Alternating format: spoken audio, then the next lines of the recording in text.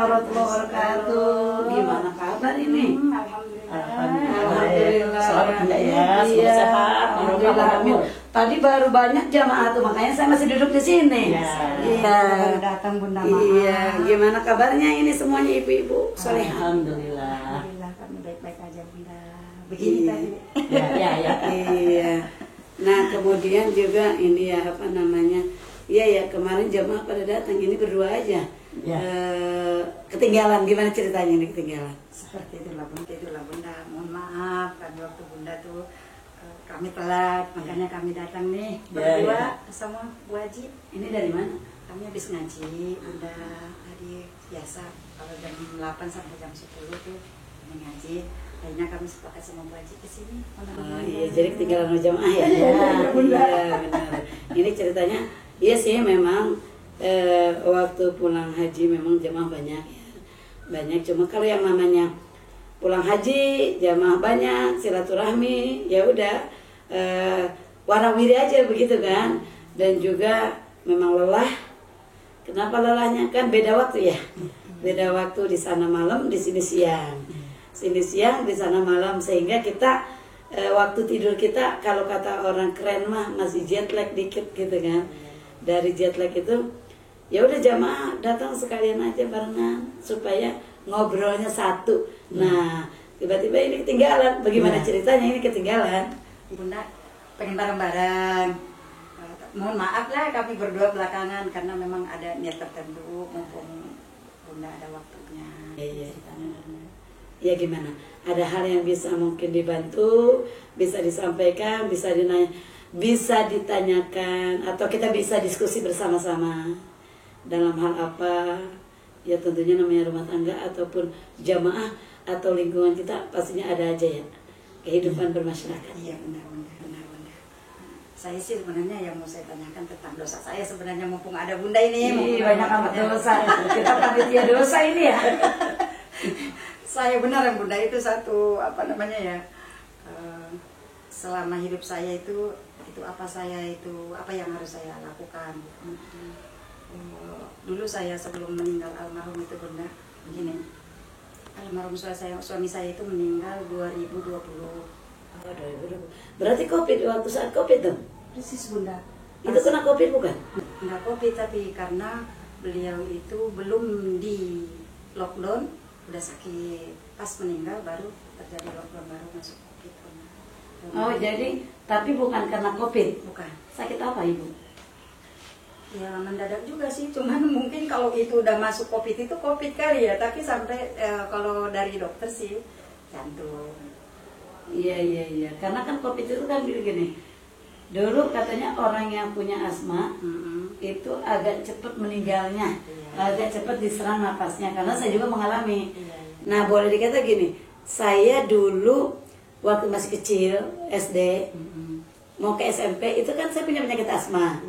Nah ketika punya penyakit asma, terus waktu COVID kemarin kan saya kena COVID juga 2 kali malah.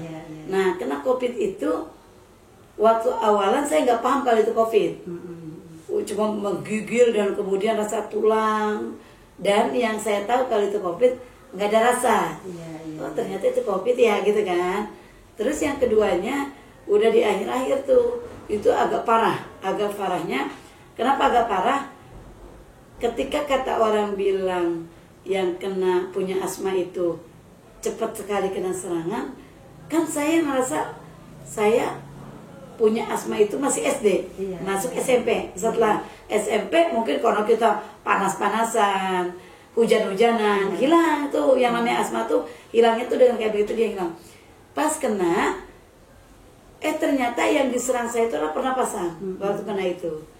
Nah akhirnya di situ saya bisa merasakan dan bisa mengambil kesimpulan, oh kalau orang COVID itu meninggal karena ada asma, wajar. Kenapa?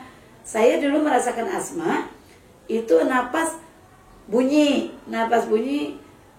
tapi tersendat keluar napas itu. Tapi ketika COVID napas sesak cuma sampai dada, jadi dia nggak bisa keluar. Jadi orang banyak bilang kalau asma punya bawaan, penyakit bawaan, diabetes, asma, kena COVID, saya mengalami, wajar ketika dia kena asma itu bunyi sampai ke hidung napasnya, tapi tersendat. Kalau kayak lubang tuh kecil sekali. Tapi ini yang COVID sama sekali berhenti di dada. Saya sampai merasa, jangan-jangan gue meninggal. Gitu kan.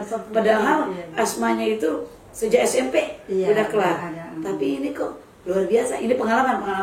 Pas udah, oh ternyata itulah yang menyebabkan orang meninggal karena dia berhenti di dada. Jadi nggak sampai lagi. Betul. Memang sih, ya boleh kata ini kalau buat dokter mah nggak boleh ya. Apa tuh? Itu memang kalau orang kampung sakit perut, masuk angin, sesak napas, itu dikerik. Itu cukup meredakan juga itu. Cukup menyembuhkan juga wasilanya itu. Oke, jadi ngobrol masalah COVID ya. Ini udah lewat, nggak apa-apa deh. Tapi ngobrol masalah COVID. Nah, balik lagi. Back to laptop. Apa tuh back to laptopnya? Tadi kan datang, suami meninggal tahun 2020 benar. ketika masa COVID, tapi informasinya bukannya Tidak COVID, masuk, tetapi Ibu Hindun ini berarti ditinggal 2020, sekarang 2023, berarti udah 3 tahun. 3 tahun, ya. Udah 3 tahun, dan Ibu Haja Rahaya aja baru-baru ini suami meninggal ya. Iya. Ini mama Ini banyak masih berduka tapi udah senyum. Iya, ini mama banyak janda ini. Iya, gimana? Mau nyari nggak kita juga? Enggak. Ini Bunda yang mau saya tanyakan itu yang mulai dari 2003 ini, itu tadi karena almarhum suami itu mendadak meninggalnya. Sebelum meninggal itu beliau gini Bunda, minta KTP saya untuk mendaftarkan mau berangkat haji. Mulai tanggal 25 Desember itu beliau udah minta KTP-nya, minta, tapi saya agak acuhin Bunda. Terus saya pergi ke Bekasi ke adik karena ada adik mau menikahkan. Jadi saya lama di sana dari tanggal 25 sampai tanggal 1 baru balik Bunda. 25 Desember, tanggal 1 baru balik. 1 Januari. 1 Januari. Saya balik itu beliau sudah meriang. Terus tadi tanggal Desember itu udah minta KTP itu. Saya balik lagi, mana KTP-nya katanya. Saya masih ingat, saya cuekin juga Bunda. Terus saya mau antar KTP ini katanya dia gitu, mau kasih KTP itu. Terus saya acuhin juga. Tapi KTP itu sebenarnya ada di meja Bunda. Udah ada di meja, udah saya taruh, tapi belum saya lapasin, itu ada di meja gitu. Belum dikasih tahu kepada suami. Terus nggak lama karena dia udah meriang, beliau pergi ke puskesmas. Sampai ke puskesmas pulang udah hangat, udah hangat. Terus saya juga nggak antar, orang masih sehat biasa, nggak ada tanda-tanda beliau mau meninggal gitu. Pikiran saya mau daftarin haji, mau surprise ceritanya kali Bunda ya, mau pensiun, beliau 6 bulan lagi mau pensiun. Perkiraan saya dia mau daftarin itu pakai uang pensiun itu. Nah sampai tanggal 1, tanggal 2, tanggal 3 itu Bunda, dia udah hangat badannya, udah pikirannya ke sakitnya itu. Tanggal 3 beliau meninggal. Cepat sekali ya? Iya, jadi nggak ada waktunya. Itu yang tadi yang saya anggap dosa saya berdosakah? Saya menahan beliau mau daftar haji sama saya. Terus setelah itu apa yang harus saya lakukan?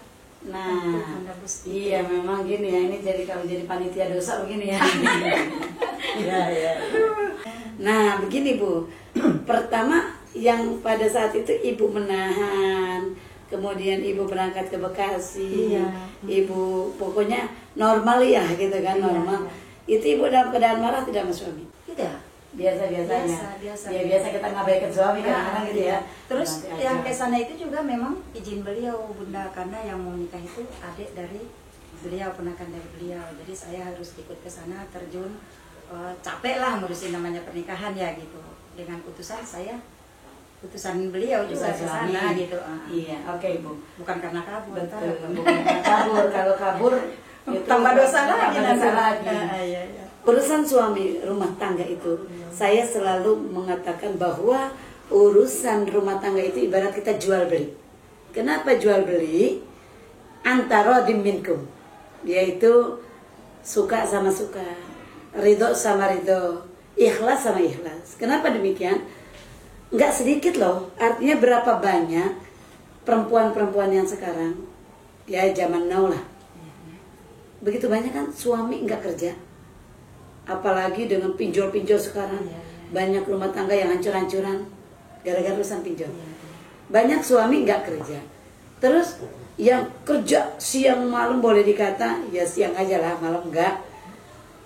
Itu banting tulang jadi punggung keluarga itu adalah istri. Mungkin semampu istri dia bisa jadi asisten rumah tangga, pergi pagi pulang sore. Dia bisa jualan, dia bisa ya mohon maaf kuli nyetrika, kuli mencuci. Ya ini sama dengan asisten rumah tangga kan begitu. Dan berbagai macam hal yang halal dia lakukan. Untuk apa? Demi anak yang masih kecil harus sekolah. Suami nggak kerja di rumah ada. Lalu kemudian apakah iya ketika kita pulang kita masih berlelah-lelah, suami berongkang-ongkang kaki, suami marahin kita, kemudian pekerjaan kita di rumah pun begitu banyak, lalu kemudian suami nggak bantu? Apa iya suami yang begitu, yang seperti itu yang diharapkan oleh keluarga, oleh istri dan oleh Allah juga? Kan bahkan kita sama-sama tahu Allah Subhanahu wa taala berfirman, "Ku anfusakum wa ahlikum." Nah, ya ayyuhalladzina amanu ku anfusakum wa ahlikum nar. Hai orang yang beriman, jaga dirimu. Berarti kan yang dimandatkannya kepada suami, diamanahkannya kepada suami. Ku anfusakum, dirimu, wa ahlikum, keluargamu. Siapa keluarga? Istri, anak, dan orang-orang yang ada di dalam lingkungan keluarga itu. Dari mana? Naro, dari api neraka. Terus api neraka itu isinya siapa sih? Waquduhan nas wal hijar. Isinya itu manusia. Bahan bakarnya itu manusia. Sama siapa? Sama patung-patung, batu-batu berhala yang disembah oleh manusia. Itu bahan bakarnya. Udah mutlak lah, itu bahan bakarnya. Nah, lalu kemudian apakah boleh ketika kita bekerja keras seharian untuk menafkahi rumah tangga kita, anak-anak kita sekolah, suami kita di rumah nggak kerja, kebutuhan makan kita yang kerja. Lalu kemudian kita minta bantuan sama suami, wahai suami bagi-bagi tugas deh. Karena kan suami atau kamu atau ayah udah nggak berproduksi lagi, udah nggak bisa menghasilkan uang lagi. Sementara anak kita masih kecil, kebutuhan rumah tangga kita banyak. Lalu tukar kerja ya, job desk, bagi-bagi tugas ya. Ayah tinggal di rumah, ayah masak bisa kali colokan nasi mah, ayah cuci pakaian, mama kerja. Nanti kita makan bareng-bareng, kita sama-sama. Ketika itu dibicarakan dengan baik-baik, bagi tugas yang baik, antara diminhum, antara diminkum, antara diminhum, suka sama suka di antara mereka, suka sama suka di antara kita, gitu kan, minkum au minhum, sama-sama ridho, sama-sama ikhlas. Itu boleh dikerjakan oleh suami istri. Dan apakah istri menjadi dosa? Tidak. Apakah istri menjadi durhaka sama suaminya? Tidak. Kenapa? Karena udah dibicarakan untuk membangun rumah tangga bersama, gitu kan? Itulah bangunan rumah tangga yang ada, yang harus kita bangun saat ini. Kenapa? Karena kondisi yang ada seperti itu, masyarakat kita sekarang seperti itu, dan kan? Itu dalam kehidupan. Nah, saya kenapa boleh dikata mau menjawab pertanyaan ibu, lari dulu ke sana supaya clear dalam kehidupan rumah tangga. Nah, kadang-kadang istri ini bawaannya selalu merasa dosa ketika kita kan nggak pernah tahu siapa yang lebih dahulu meninggal dunia. Apa kemudian kita juga mau suami dalam secepat itu meninggal dunia. Bahkan tidak sedikit yang sudah sakit parah, lama, makan tahun, Iya. tetapi kita diuji oleh Allah. Iya. Suami nggak segera meninggal, Iya. orang-orang dekat yang kita rawatin nggak segera meninggal, Iya. padahal udah cukup lama. Iya. Itu kan menguji kesabaran kita. Sabar nggak kita? Gitu kan? Di situ.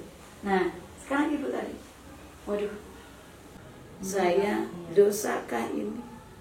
Pertama yang harus kita ketahui, dalam kondisi tidak marah. Yang kedua, suami ridho ketika kita berangkat, ketika kita apalagi urusan-urusan suami. Dan yang ketiga, kita tidak tahu kalau suami itu akan segera meninggal dunia. Jadi karena itu semuanya di luar kemampuan kita, maka kita tidak boleh terus-terusan menyesali diri bahwa itu dosa saya, dosa saya, dosa saya. Karena kan kita tidak pernah tahu kalau suami akan meninggal secepat itu. Hanya saja mungkin ini teguran buat kita. Bukan hanya dalam urusan ngurus suami, bukan hanya dalam urusan bermuamalah, ini wabil khusus urusan kepada Allah. Ini pelajaran buat kita. Apa pelajarannya? Makanya kan aqimus shalat wa atuz zakat. Dirikan sholat dan keluarkan zakat. Kemudian kita diperintahkan oleh Allah, wasari'u ila magfiratin min rabbikum wa jannah. Segera-segera kamu semuanya berlomba-lomba lari dari mana? Ila magfiratin, dari ampunan Tuhanmu. Ila magfiratin min rabbikum, dari ampunan Tuhanmu. Wa jannah, dan surga. Kenapa? Kita disuruh bersegera-segera karena kita nggak pernah tahu umur kita kapan sampainya, umur kita kapan datangnya. Bukan berarti penyesalan. Kalaulah ibu saat itu suami minta langsung segera diberikan, walaupun belum jadi daftar hajinya, tapi udah dikasihkan kepada suami, maka penyesalan akan lebih sedikit. Nah, karena ibu merasa nanti, itu kan kelakuan manusia. Tarsok. Tapi ini buat ibu khususnya jadi pelajaran. Kenapa jadi pelajaran? Bukan hanya urusan muamalat, tapi dalam sholat kita. Kadang-kadang kan kita suka begini. Sholat maghrib, sholat isya. Ntar isya bangunnya jam 2 mau sholat isya. Terus isya itu jam 7 lewat. Jam 8, jam 9 masih nonton TV. Ketiduran. Nanti bangun sholatnya jam 2, bangun sholat isya. Memang disunahkan sholat isya itu di akhir, tapi akhirnya itu bukan berarti kita tidur pulas dulu. Jadi bukan juga terakhir-akhirnya menjelang subuh, bukan. Artinya sahabat itu mengakhirkan sholat isya itu bukan berarti tidur dulu, pulas, sholat tahajud, bangun sama isya digabung. Boleh, ya boleh kalau kita memang kondisinya nggak disengaja ataupun entarlah sekalian gitu kan. Tapi jangan dibiasakan. Yang namanya diakhirkan itu, entarlah sholatnya ngerjain kerjaan dulu akhir aja. Sampai jam 12 kita belum tidur. Itu yang diakhirkan namanya. Tapi kalau terus-terusan sengaja sholat isya jam 4, ya itu mah kelewatan namanya. Nah, maksud saya adalah kalau kita mengakhirkan sholat, anggaplah yang paling gampang itu mengakhirkan sholat isya. Ya, kalau sholat lain-lain mungkin masih bisa diingat, apalagi ibu-ibu. Sholat isya itu tidur dulu. Kapan bangunnya? Ntar jam 3. Nggak taunya kita belum sholat isya meninggal dunia. Nah, siapa yang tahu? Nggak pernah tahu. Jadi, insya Allah jika itu adalah sesuatu yang kita tidak sengaja dan memang bukan dibuat main-main, bukan disengaja, yaitu tidak ada dosa bagi kita, tapi kelalaian saja. Untuk menghindari kelalaian itu, yang namanya manusia kita bukan hanya urusan itu aja. Pastinya kan kemarin sama suami kita mungkin membangkang, kita mungkin durhaka, kita mungkin melawan, kita mungkin gak taat. Itu kan udah jadi catatan-catatan dosa. Ketika catatan-catatan dosa itu, datanglah yang namanya Idul Fitri. Udah kita minta maaf, saling-saling. Maka jika itu memang kita merasa aduh ini dosa saya, tapi ini bukan disengaja, ini kelalaian saya saja, kan kita diperintahkan oleh Allah untuk beristighfar banyak-banyak. Ada kan ibu tahu Sayyidul Istighfar, ya banyak-banyak mohon ampunlah kepada Allah. Kenapa? Karena semuanya itu adalah kelalaian di luar dugaan kita. Toh kita juga kalau suami mau meninggal tahu dari awal, ngapain juga kita melalain semuanya. Bahkan diminta oleh suami pergi untuk ke Bekasi pun enggak kenapa? Karena suami udah mau meninggal, takut suami meninggal duluan. Jadi semuanya kadang-kadang kan setan itu yuwaswisu fi sudurin nas, membuat hati kita gundah gulana, membuat ngegoda hati kita yuwaswis. Jadi kalau yang kayak gitu, hatta kita habis ribut pun sama suami, terus tiba-tiba suami meninggal, ya kan kita nggak bisa lagi ngejar suami supaya hidup. Ya makanya kita mohon ampunan yang banyak-banyak kepada Allah Subhanahu Wa Taala, yang bisa mengampuni urusan dosa kita, urusan amal kita. Bukannya bunda panitia dosanya, panitia amalnya, tapi kita kembalikan kepada Allah dan kepada amal diri kita sendiri. Mungkin itu. Jadi buat kita mengobati rasa bersalah, banyak istighfar, berbuat baik sama keluarganya juga, sama keluarga kita juga, kemudian sama anak-anaknya. Artinya merawat yatim dengan baik, apalagi itu kondisinya kondisi yang tidak sengaja. Insya Allah dalam hal ini enggak kemudian tiba-tiba serta-merta Allah menghukum kita karena urusan kayak gitu, dan merasa berdosa kita yang berlebihan. Tapi yang namanya dosa, tetap kita manusia pasti tidak lepas makhlul khata wa nisyan.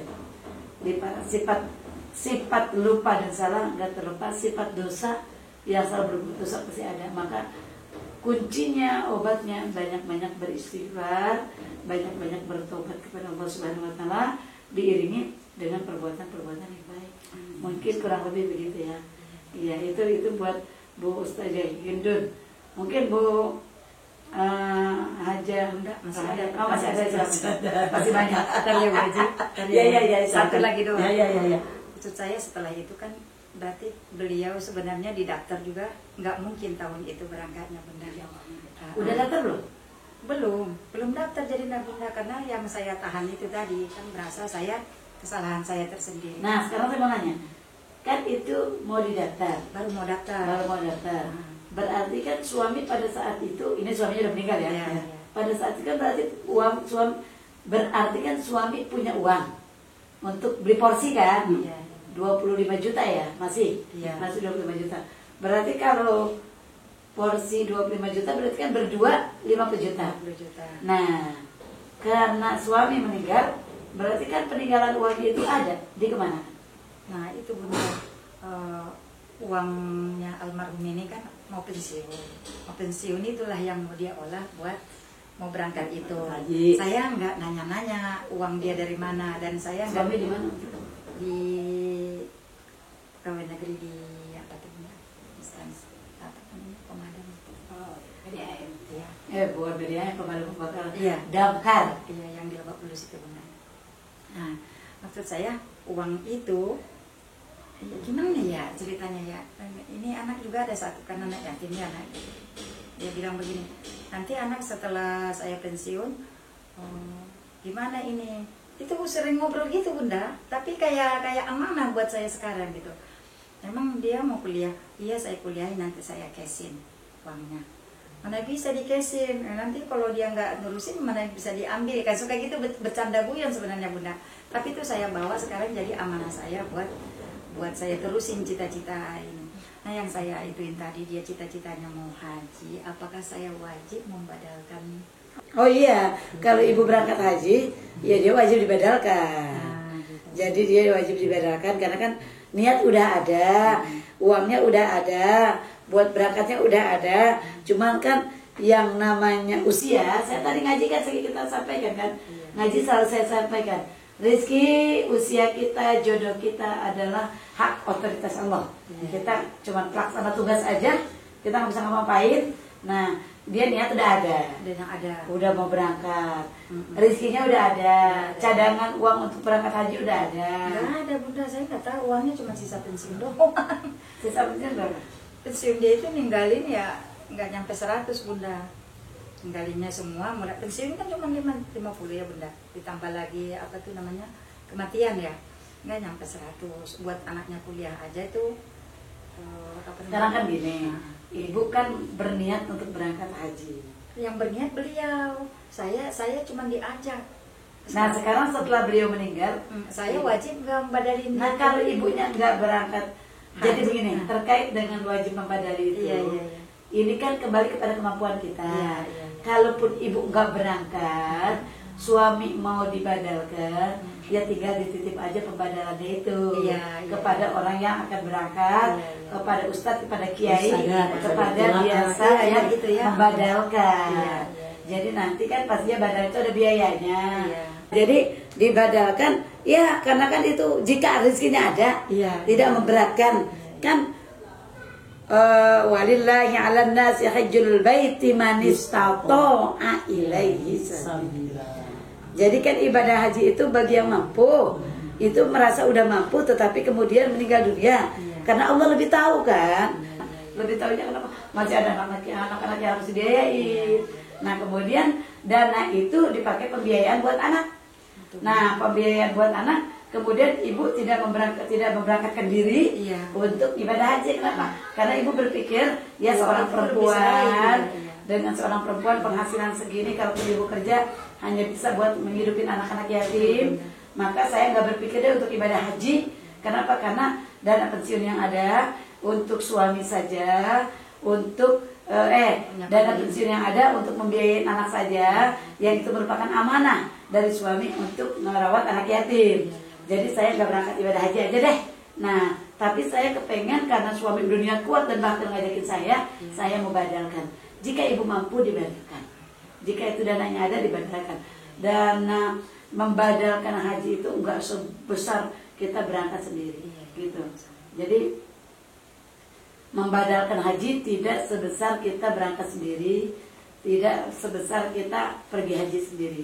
Jadi selagi mampu, ya ibu berniat, enggak artinya itu jauh lebih bagus, gitu kan.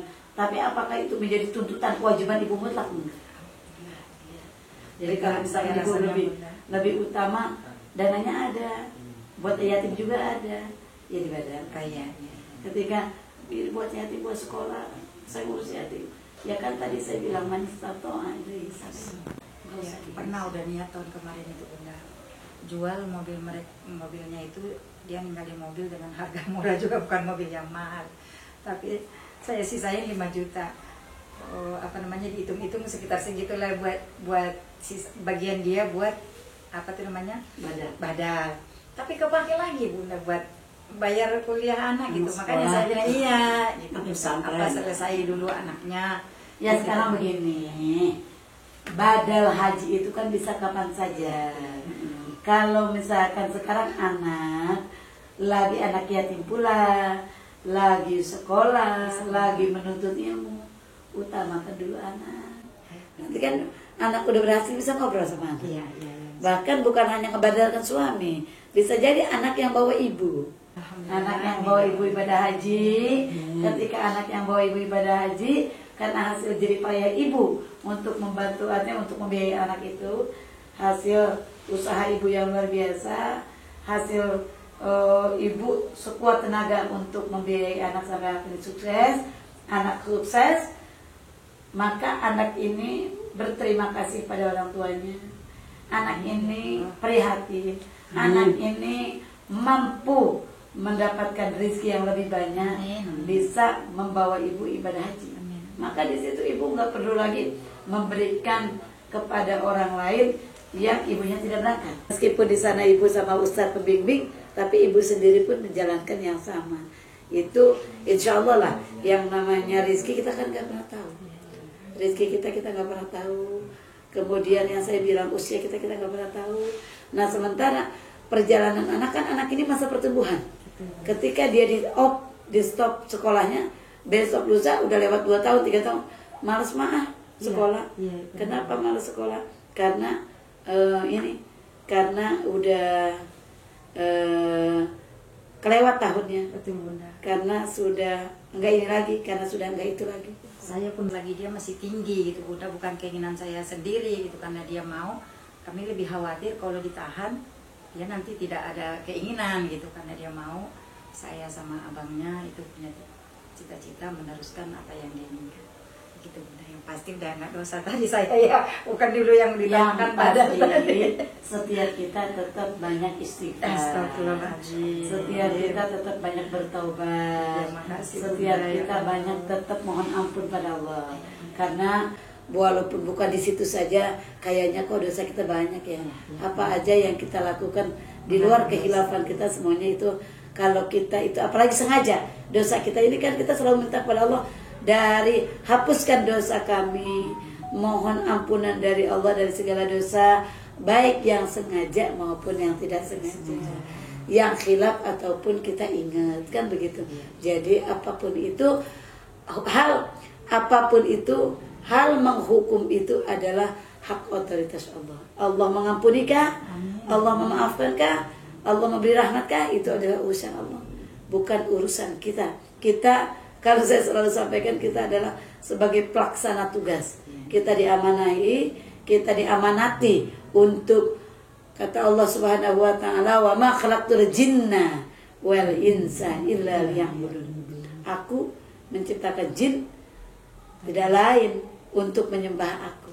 Aku ciptakan manusia tidak lain untuk menyembah aku. Jadi pastinya wa ma khalaqtul jinna wal insa illa liya'budun. Tidak aku menciptakan jin dan manusia kecuali tugas mereka menyembah aku. Nah, dalam proses penyembahan ini apakah kita benar atau tidak benar? Ya, berupaya keraslah untuk selalu menjadi orang yang benar. Itu penghapus dosa kita insyaallah ya. Kasih ya Bunda. Benar dulu. Assalamualaikum Bunda. Ya. Saya mau bertanya, di mana pada bulan ini kan bulan Agustus ya. Bulan Agustus ini banyak yang pada pasang-pasang bendera. Nah, seterusnya untuk malam Agustus itu malam 17 Kamis atau pagi kita harus baca apa? Gitu. Terus saya silaturahmi ini karena Bunda baru pulang haji, saya bersyukur bahwa saya diberikan nikmat iman Islam, saya dikasih sehat. Nah, saya jadi silaturahmi, saya minta doanya. Saya lagi bikin majelis supaya Allah mudahkan rezekinya, gitu ya. Dan juga untuk keluarga saya, anak dan saya supaya juga diberikan kesehatan. Itulah yang saya datangnya ke sini. Jadi sekali intinya saya mohon doanya. Dan yang kedua yaitu adalah 17 Agustus. Baca apa saya harusnya di malamnya atau pagi harinya saya ngaji. Itu saja yang saya tanyakan. Ya. Demikian. Terima kasih Bu Hajarah ya. Memang ya para pimpinan Majelis Taklim pasti akan bertanya seperti itu. Yeah.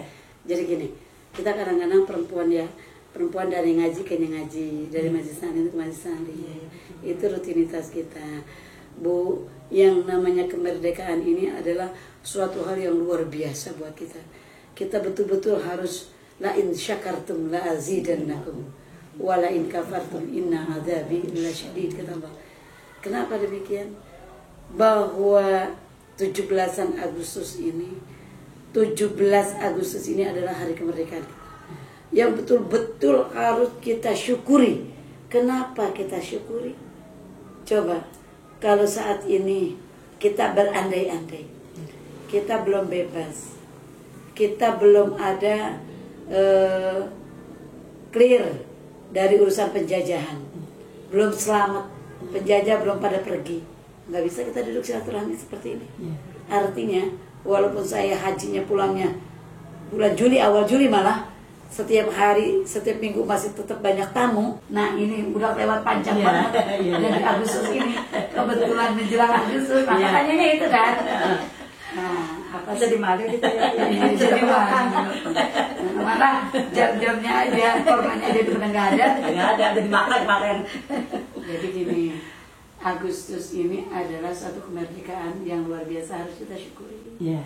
Maka ketika kita bersyukur, kita sudah sama-sama paham lah. Kalau anak kita lulus sekolah, kita tasyakuran.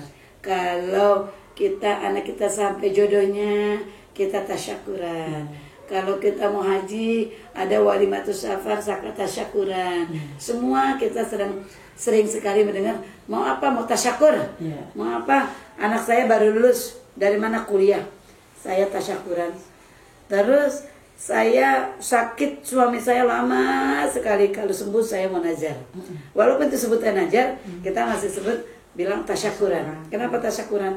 Karena suami saya sembuh dari penyakit, saya tasyakur, suami sembuh dari penyakit. Anak saya hilang udah lama sekali. Ibu mau ngapain? Saya mau tasyakuran karena anak saya kembali. Banyak tasyakur. Sekarang kalau ibu haja, ustazah, karena kebetulan itu hari Kamis, hari pengajian ibu, boleh tasyakuran. Misalkan ibu bersama-sama, kan di hari kemerdekaan ini lomba-lombanya lomba yang aneh-aneh. Kenapa lomba yang aneh-aneh? Kenapa sih aneh-aneh? Bukan lomba sesuatu yang membuat kita akhirnya huru hara, bukan. Itu mengekspresikan saking senengnya, saking girangnya. Bapak-bapak lah dikasih pakai baju, pakai rok, pakai daster, suruh ngapain? Suruh ngejar-ngejar istrinya, matanya ditutupin. Kan aneh-aneh aja kan. Terus bapak-bapak suruh nangkep istrinya yang mana, matanya ditutupin sambil lari-lari. Itu kan lomba yang aneh-aneh. Ngapain juga kita suruh panjat pinang? Yang pinang itu izinin. Asalnya gue cuma mau ngambil apa? Yang diambil apa? Popok anak, Indomie, minuman gitu ya. Aneh-aneh kan? Itu ekspresi. Ekspresi dari kegembiraan, ekspresi dari kesenangan, ekspresi dari bahagia yang luar biasa. Nggak ada lagi ungkapan kebahagiaan yang kita tuangkan kecuali ekspresi seperti itu. Yang dalam pengajian saya sampaikan, ayo ibu-ibu para pimpinan, mau ngapain? Ayo main bola, kan gitu ya. Main bola, terus diantara ustazah ada yang bilang, itu masukkan pensil ke dalam botol lewat belakang. Kan lucu banget kalau mama, ibu-ibu begitu kelakuannya, matanya ditutup. Kan itu adalah aneh-aneh banget kan. Terasa apa? Rasa syukur. Kasarnya tuh mengungkapkan kegembiraan. Kemudian kita mau ngambil hadiahnya. Hadiahnya apa? Pas udah dikasih, hadiah suatu dus besar, nggak taunya isinya apa? Isinya sendal jepit, lain-lain, agak banget kan kalau kita mengejar itu. Wah keren nih, juara 1, hadiahnya tinggi, kita pikir kulkas gitu ya, nggak taunya apa? Bonekaan. Kan udah apa sih, udah hal-hal yang di luar nalar kita. Ekspresi nenek-nenek, lomba makan kerupuk, udah segala macam. Ekspresi itu adalah tasyakur. Yang harus kita syukuri. Betapa kalau penjajah itu masih ada saat ini, bagaimana kita. Makanya buat saya mah, para pejuang negeri ini, mau apapun itu, mau seperti apapun itu adalah pahlawan bangsa. Kenapa demikian? Karena mereka lah yang ikut ambil bagian membuat kita merdeka saat ini. Kan begitu? Nah, karena kebetulan jatuhnya di hari Kamis, hari ibu pengajian Majelis Salim, maka tasyakuran di situ. Yuk rame-rame ibu-ibu, kita tasyakur. Yang ustazah ini bawa nasi uduk, yang ustazah ini bawa tumpeng, yang ustazah ini bawa gorengan, makan bareng-bareng, tahlilan, baca yasin, zikir, tasyakur. Untuk melaksanakan hari kemerdekaan kita, mensyukuri kemerdekaan kita. Kan saya sering bilang, ngaji, siapa yang bawa sodako makanan? Kenapa? Dari kita, oleh kita, untuk kita. Ibu makan kan? Jadi kenapa sih saya selalu ngajak, ayo siapa yang mau bersodako bareng-bareng untuk yatim, untuk makan bareng-bareng, sama-sama berjamaah. Sekarang ibu bilang begini nih, Ibu Hajah Indun, Ustazah Indun datang bawa makanan 100 donat. Para pimpinan ngaji ada 100 orang. Kan nggak pernah saya bawa ke dapur, boleh kata ke meja makan saya, kecuali panitia nyiapin sepiring, sepiring 2 sampai sore nggak habis karena dikasihkan lagi ke orang. Itu yang ibu bawa, ustazah bawa ini 100 donat. Kan saya minta sama ibu, Bu, dibagi-bagikan ya kepada para jamaah yang merupakan pimpinan Majelis Taklim ini. Dimakan oleh Ustazah Rahaya, dimakan oleh Ustazah Khadijah, dimakan oleh Ustazah Nurlela, dimakan oleh Ustazah Ulawiyah, dimakan oleh Ustazah yang lain pada mana? Padahal kan semuanya 100 orang itu anggaplah 90 orang yang udah anggaplah 90 orang yang udah makan. Ketika dimakan 90 orang itu, maka dia langsung habis makan baca bismillah, baca sholawat, zikir, tahlil, kemudian yang sering saya minta adalah khotaman Quran. Itu kan dimakan, itu kan dibaca semuanya. Nah, dari makanan-makanan itu kan itu ada punyanya Ustazah Hidun. Makanan itu punya Ustazah Hidun yang dia bikinkan di rumah, dia belikan dari uangnya sendiri, dimakan oleh para ustazah yang membaca kedong, kan pahalanya dapat. Jadi sabiqul khairat di situ. Makanya saya bilang, ayo yang bawa makanan siapa? Dimakan oleh ibu kan jadi berkah. Apa sih yang kita tuju? Kecuali keberkahan dan rahmat Allah. Selamat dunia akhirat. Jadi 17 Agustus bendera di mana-mana. Iya, saya juga belum pasang bendera ya.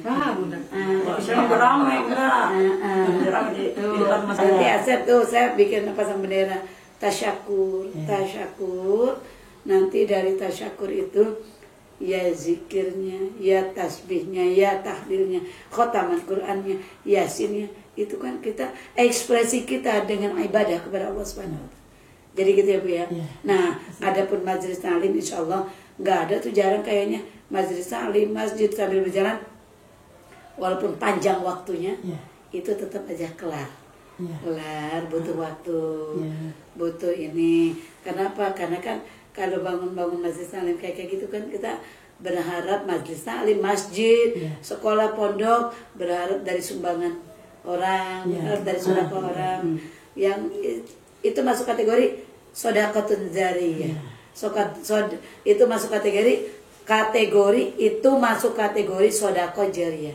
Idza matabnu adam in qata'a amaluhu illa bisalatin. Kita nih meninggal dunia putus semuanya, duduk kayak begini udah gak ada lagi. Sama suami hilang, sama anak hilang, sama tetangga, sama yang dekat hilang. Illa bisalatin, kecuali 3. Sodaqah jariyah. Itu tadi majelis taklim, masjid semampunya, jangan dipaksakan. Dari mana sedekah jariyah ini akan terus mengalir pahalanya. Sedekah jariyah au ilmin yuntafa'u bih, ilmu. Ibu Haja ngaji terus, ustazah ngaji terus. Yang saya minta ustazah ayo ngaji bareng-bareng, ngaji Uqudul Zain, Qurratul Ayun, kitab ini kitab itu. Terus nanti kalau udah dapat ajarkan lagi kepada jamaahnya. Kan ilmu yang bermanfaat. Cara mandi junub, cara baca Quran yang benar, tilawatil Quran, tajwid yang bagus, kan begitu. Doa itu diajarkan kepada jamaahnya. Dan itu semua kan ilmu yang bermanfaat. Ajarkan kepada anak, kepada cucu, kepada menantu. Suami bergajul terus, suami pinjol terus, pinjaman online, dikasih pemahaman sama kita, ilmu bermanfaat kan. Sadar, suami nggak pernah sholat, jadi rajin sholat. Nah itu kan jadi ilmu yang bermanfaat. Itu pada kita. Awaladin sholihin dia daulah, anak yang soleh. Yang tadi ibu ciptakan anak-anak ibu didik anak-anak ibu dengan catatan jangan salah didik. Salah didik. Nah kemudian udah jangan salah didik. Nah dalam hal mendidik anak pun kita harus punya trik. Kenapa harus punya trik? Jangan juga kasar, jangan juga membuat anak itu drop, jangan juga membuat anak kecewa, jangan juga membuat anak akhirnya minder gara-gara pendidikan yang salah. Ketika anak itu kita bangun mentalnya, kita didik dengan pendidikan yang bagus, yang tadi ibu bilang uangnya cuma segini, saya utamakan dulu buat mendidik anak, haji ntar dulu, ya kan? Al-ziyadah itu namanya kemampuan. Nah tambahan buat anak, buat sekolah, buat rumah kan gitu. Anaknya berhasil, sekolahnya tuntas, kerjanya baik, gajinya banyak, bisa memberangkatkan ibu ibadah haji, bisa mendoakan bisa mendoakan ibu karena itu yatim, bisa mendoakan kedua orang tuanya yang udah meninggal, kan itu luar biasa. Makanya sambil mengelola, mendidik anak yang benar, anak diserahkan ke guru, anak diserahkan ke pondok. Ibu pun jangan henti-henti, tidak henti-hentinya berdoa, Rabbana hablana min azwajina wa dzurriyyatina qurrata a'yun waj'alna lil muttaqina imama. Kan itu. Jadi itu setiap sholat jangan lupa dibaca. Supaya apa? Supaya balance, supaya linier antara pendidikan kita yang kita keluarkan sama hasil. Jangan sampai kita udah keluarkan hasilnya nggak sesuai dengan harapan kita, kan rugi banget kita. Nah, ini mungkin nanti urusan mendidik anak akan kita bahas lebih dalam, bagaimana melayani, mengelola anak dan keluarga dalam kehidupan kita sehari-hari. Mungkin itu Bu ya? Ya, clear. Bismillah, insyaallah. Adapun majelis taklim didoakan semuanya. Kita semuanya berdoa kepada Allah. Mudah-mudahan segala urusan kita, segala hajat kita, Allah mudahkan jalannya. Allah gampangkan rezekinya. Majelis taklimnya Allah rampungkan sesuai harapan. Kemudian anak-anak kita menjadi anak-anak yang soleh. Cita-cita kita Allah kabulkan. Baik kita dalam waktu dekat maupun cita di masa yang akan datang, maupun cita-cita di masa yang akan datang. Inilah hadirin yang wala kulli niyatin sholihah ila hadratin Nabi Mustafa Rasulullah sallallahu alaihi wasallam. Al-Fatihah. A'udzubillahi minasyaitonir rajim. Bismillahirrahmanirrahim. Alhamdulillahirabbil alamin. Arrahmanirrahim. Maliki yaumiddin. Iyyaka na'budu wa iyyaka nasta'in. Ihdinas siratal mustaqim. Siratal ladzina an'amta 'alaihim ghairil maghdubi 'alaihim waladdallin.